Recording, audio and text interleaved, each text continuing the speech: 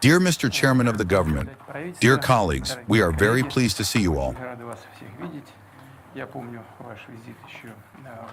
I remember your visit to Moscow and would like to once again express gratitude to you for finding it possible to come and share with us all the emotions associated with the victory in World War II, in the fight against Nazism. And now we are meeting with you in Beijing at similar celebrations in connection with the complete end of World War II. We greatly value the independent foreign policy that you and your team, your government, are pursuing. This policy is yielding positive results. First and foremost, of course, I am referring to economic indicators. In this regard, I would like to note that Russia remains a reliable supplier of energy resources, and some of your companies continue to operate, and not without success, in the Russian market, which, in my opinion, is also beneficial for the Slovak economy as a whole. Nevertheless, unfortunately, we are living in conditions of complex circumstances related to various external restrictions. At one time, our trade turnover was $10 billion, if calculated in dollar terms. Now it has fallen to a level of less than 4%. However, there are certain positive developments. I hope that we will be able to strengthen and maintain these trends. I am very pleased to have the opportunity to meet with you again here in Beijing, on the sidelines of events related to the 81st anniversary of the end of World War II.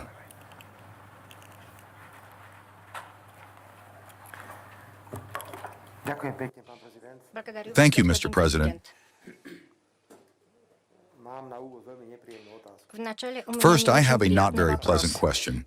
How are you doing? If I'm alive, that's already good. The question is pleasant. Я хочу поблагодарить за гостеприимство. I want to thank you for the hospitality extended to our delegation in connection with the celebration of the 80th anniversary of the end of World War II. For all of us, it was truly impressive. And believe me, I do not regret that I came. And I simply do not accept the criticism that came from certain EU member states, because in my mind, everything is clearly sorted out.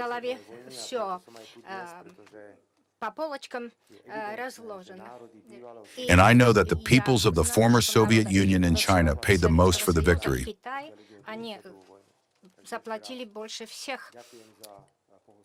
Once again, thank you for the hospitality.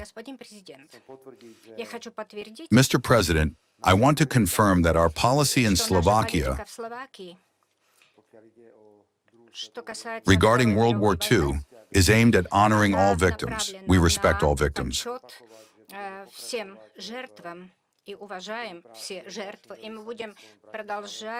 And we will continue cooperation with your embassy in the field of reconstructing military cemeteries. We have one joint project in the city of Michalovce. We are even struggling to keep up with your pace. But I want to assure you that all the obligations we have undertaken will be fulfilled throughout Slovakia. We treat monuments and military cemeteries with great respect. In this regard, you can fully rely on us. Mr. President, I would like to convey to you a positive message. You know that we are a country, a member of the European Union and NATO. We consider our membership our vital space. I am not one of those politicians, Mr. President, who will tell fairy tales. I speak directly and openly. Of course, we have different opinions on various issues. We discussed this during our visit both in Moscow and here.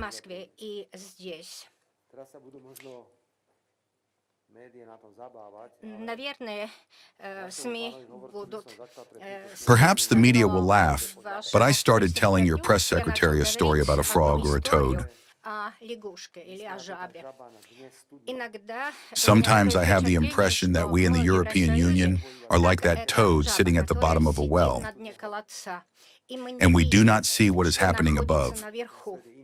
But the world is completely different. And I am sometimes very disappointed that the European Union, despite the fact that I highly respect the European Union, is not capable of responding to the movement in the world. And I do not understand some of the European Union's decisions. Therefore, I want to say very openly at this meeting that we are very interested in standardizing relations between the Slovak Republic and the Russian Federation.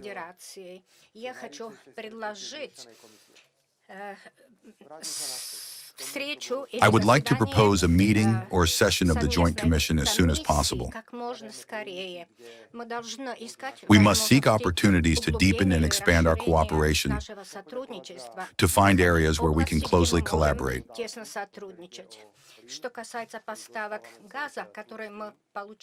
Regarding the supply of gas that we receive through Turkstream, the volumes are gradually increasing, and we are already approaching 4 billion cubic meters.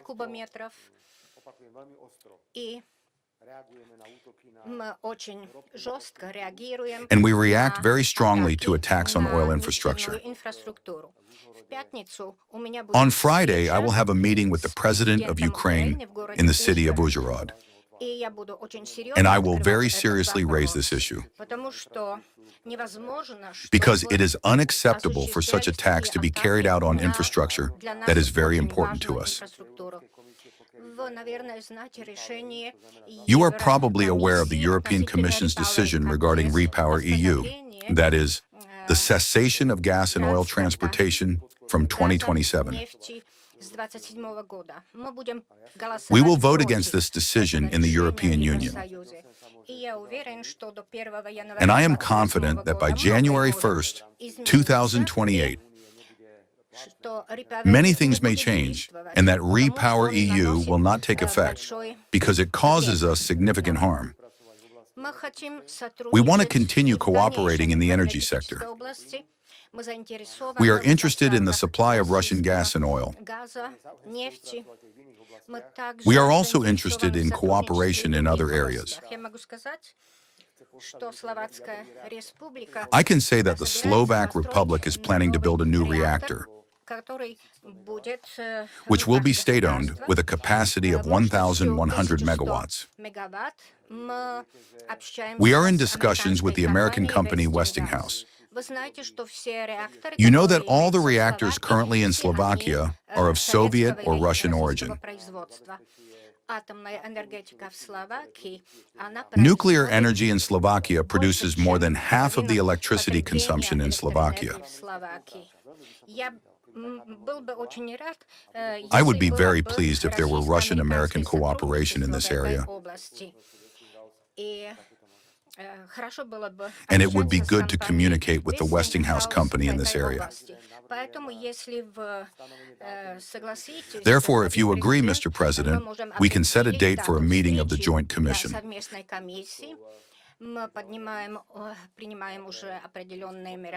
We are already holding certain events, and we are in the Schengen area. For Russian citizens, this is somewhat complicated, but I do not know why we could not cooperate. Dear Mr. President, I do not have any special message here today. Regarding many topics concerning the military conflict in Ukraine, my positions are completely different from those of our colleagues in the West. Я хочу спросить, могу ли я I would like to ask, may I convey a message from your side to my colleagues? моим коллегам, потому что то, что вы Because what you did сделали regarding the meeting with the относительно President встречи of с the United президентом States is a США, big step это forward. большой шаг вперед. И And I я would like to бы receive хотела more более detailed подробную information информацию about where we о том, stand, где мы what we находимся, can чего мы expect. можем ожидать. Господин президент, Mr. конечно, меня President, of course, критикуют, I am being что criticized for being я here in здесь в Beijing Пекине и что and мы for our meeting. встречаемся. Конечно, все будут Of course, звонить everyone и will call and спрашивать, ask, а что what did тебе President сказал Putin tell you? президент Путин? Хорошо было бы, чтобы It would мы be good if we could обменялись exchange information in this информацией area. в этой области. Еще раз благодарю вас. Once Я очень again, рада thank you. I am встретиться very с glad to вами. meet Я with you. очень рад, что I am very мы glad that we are развиваем developing our наши relations отношения step шаг by за step. шагом. Я еще I хочу also want to remind that in the напомнить, European что в Union, Евросоюзе, что касается членства regarding Украины в Ukraine's Евросоюзе, membership in the European Union, перед нами we face a big decision, большое an решение, important важное decision. решение.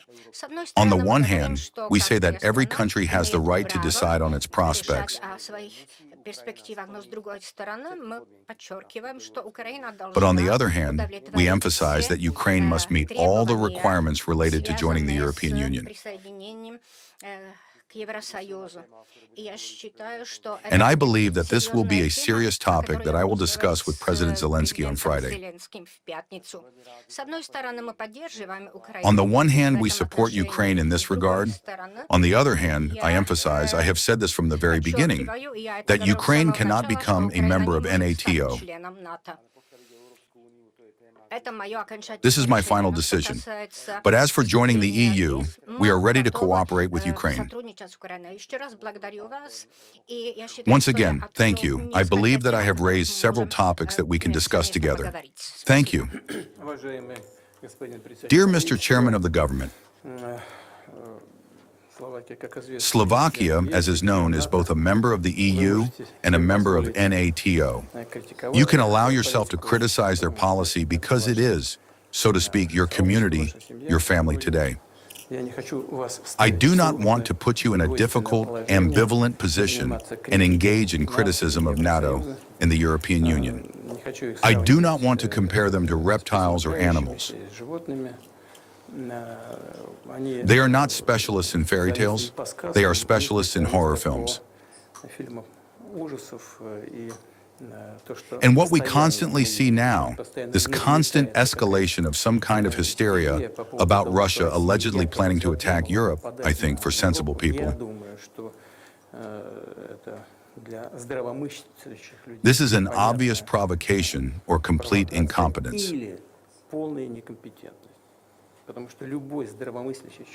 Because any sensible person is perfectly aware that Russia has never had, does not have, and will not have any desire to attack anyone. The conflict in Ukraine, I have already spoken about this many times, just recently at the SCO events I said, is not connected with our aggressive behavior. It is connected with the fact that the West facilitated the implementation of a coup d'etat in Ukraine. By the way, despite the fact that three leaders of states, Poland, France, and Germany, signed,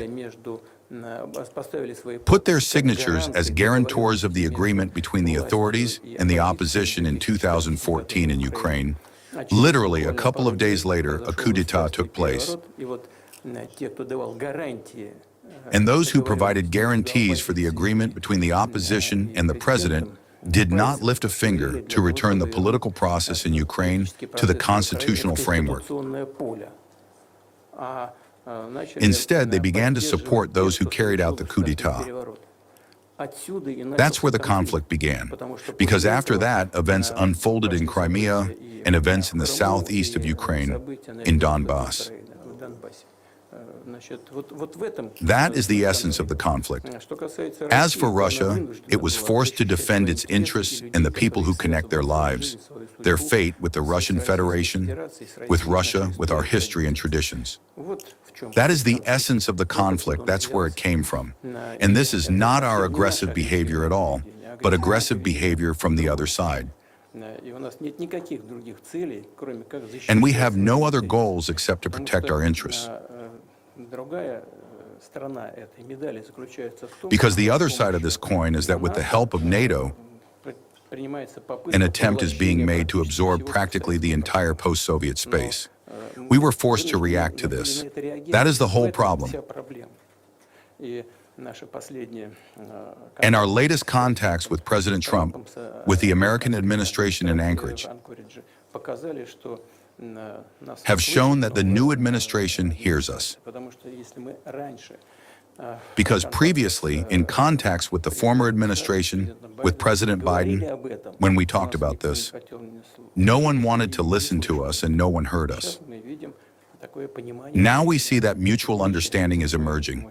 We are very pleased about this and hope that this constructive dialogue will continue. As for Russia's aggressive plans towards Europe, I want to emphasize once again that this is complete nonsense, absolutely without any basis. Now, regarding the attacks on energy infrastructure, in particular from the Ukrainian side, for a long time, even a couple of years ago, no actions were taken at all concerning civilian infrastructure, especially during the winter period.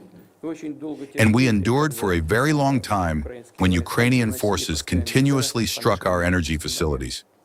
After that, we began to respond. And we respond, of course, let's say, seriously, that's true.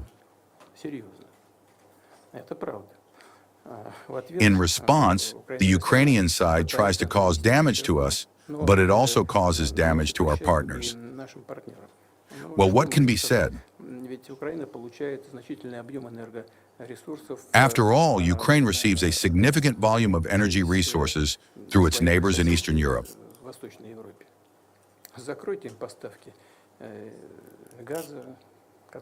Cut off their gas supplies that come through reverse flows, cut off their electricity supplies, and they will immediately understand that there are certain limits to their behavior in terms of violating the interests of others. As for nuclear power plants, this, of course, is always the customer's choice. We have good experience in cooperating with foreign partners. This includes, in particular, European partners. Specifically, this concerns our joint work in Hungary. We can certainly consider the possibility of cooperation with Westinghouse in your case as well. Also, by the way, I'm saying this in passing, apropos, we could cooperate with American partners at the Zaporizhzhia nuclear power plant as well. In principle, we have indirectly discussed these issues with them too. The same, by the way, applies to the Ukrainian side. At the Zaporizhzhia station, if favorable circumstances arise, we discuss this with our American colleagues, we could even work together as a trio on the Zaporizhzhia nuclear power plant. This does not directly concern Slovakia, but it is a prerequisite for us to carry out joint projects in the Slovak market as well.